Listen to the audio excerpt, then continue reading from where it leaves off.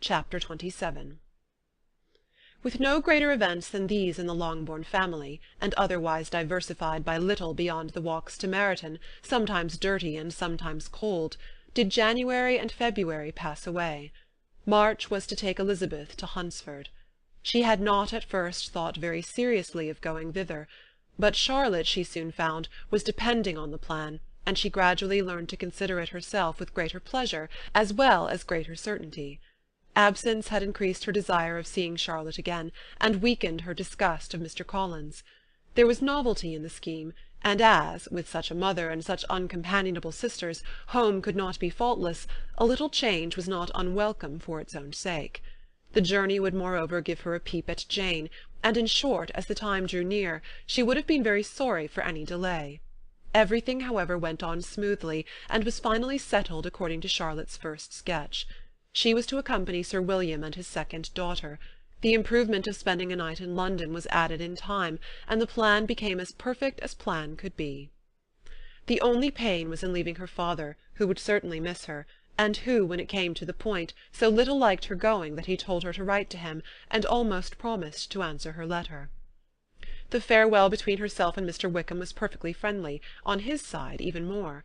His present pursuit could not make him forget that Elizabeth had been the first to excite and to deserve his attention, the first to listen and to pity, the first to be admired, and in his manner of bidding her adieu, wishing her every enjoyment, reminding her of what she was to expect in Lady Catherine de Bourgh, and trusting their opinion of her, their opinion of everybody, would always coincide, there was a solicitude, an interest, which she felt must ever attach her to him with a most sincere regard, and she parted from him convinced that, whether married or single, he must always be her model of the amiable and pleasing.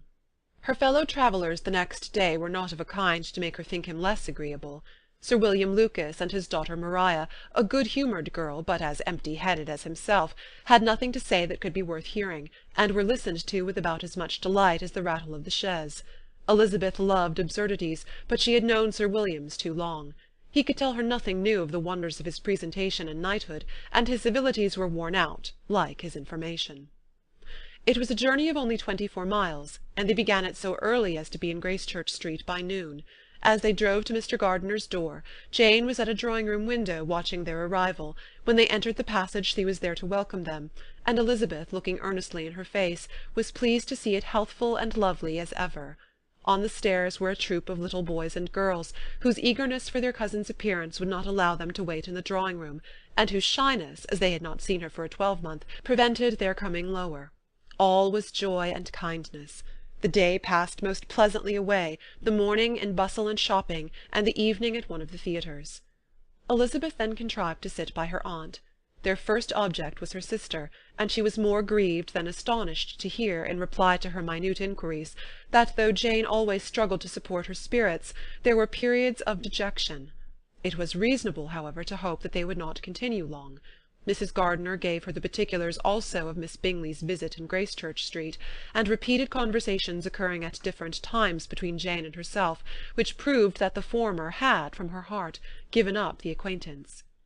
Mrs. Gardiner then rallied her niece on Wickham's desertion, and complimented her on bearing it so well. "But, my dear Elizabeth," she added, "what sort of a girl is Miss King? I should be sorry to think our friend mercenary." "Pray, my dear aunt, what is the difference in matrimonial affairs between the mercenary and the prudent motive? Where does discretion end and avarice begin? Last Christmas you were afraid of his marrying me because it would be imprudent, and now, because he is trying to get a girl with only 10,000 pounds, you want to find out that he is mercenary. If you will only tell me what sort of girl Miss King is, I shall know what to think." "She is a very good sort of girl, I believe. I know no harm of her." "But he paid her not the smallest attention till her grandfather's death made her mistress of this fortune." "No, what should he? If it were not allowable for him to gain my affections because I had no money, what occasion should there be for him making love to a girl whom he did not care about, and who was equally poor?" "But there seems an indelicacy in directing his attentions towards her so soon after this event." "A man in distressed circumstances has not time for all those elegant decorums which other people may observe.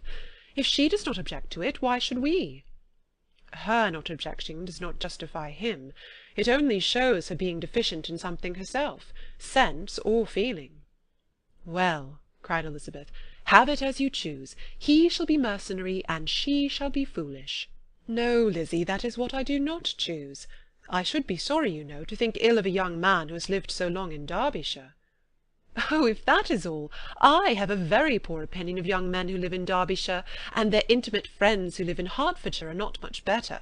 I am sick of them all.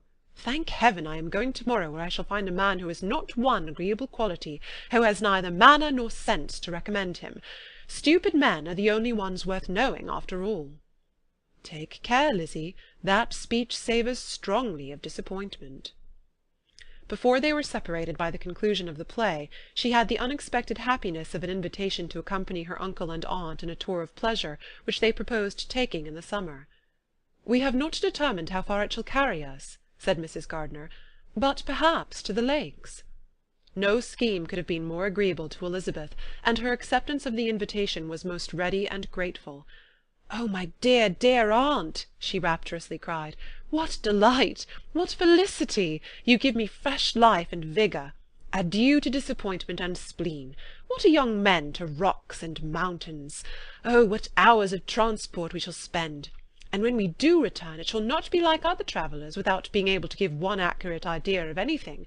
We will know where we have gone. We will recollect what we have seen. Lakes, mountains, and rivers shall not be jumbled together in our imaginations, nor, when we attempt to describe any particular scene, will we begin quarrelling about its relative situation.